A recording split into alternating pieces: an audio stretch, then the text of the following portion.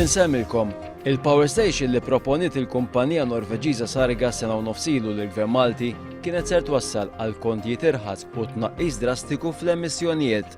Iżda il-Prim Ministru Lorenz Gonzi rrifjuta din l-offerta.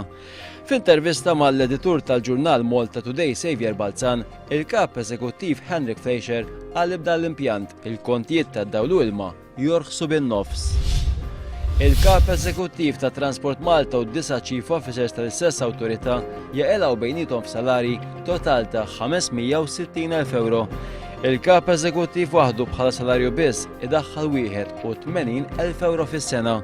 It-tarif ħareġ minn mistoqsija parlamentari tad-deputat Laburista Leo Brincat. Wara 4 xhur ta' servizzi li kien ikkaratterizzat minn ilmenti kontinwi, l-multi li waħdet il-kumpanija Riva kienu jammontaw biss għal ftit aktar minn 2,000 euro.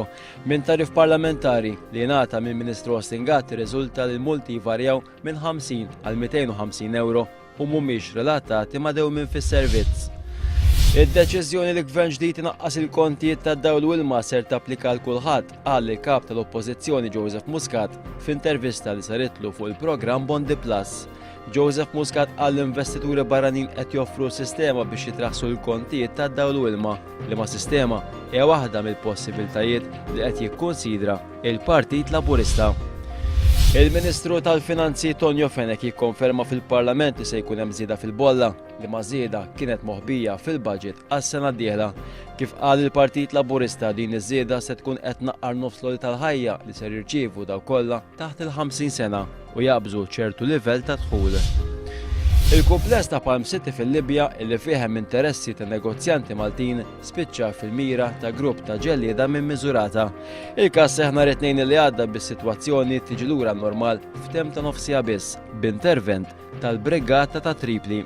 Jirriżenja d-direttur ta' Smart City Malta Paolo Serra. F'istqarrija Smart City qalet li Serra rriżenja minħabba raġunijiet personali u din ir-riżenja ser tidħol fis-seħħ 28 ta' Novembru.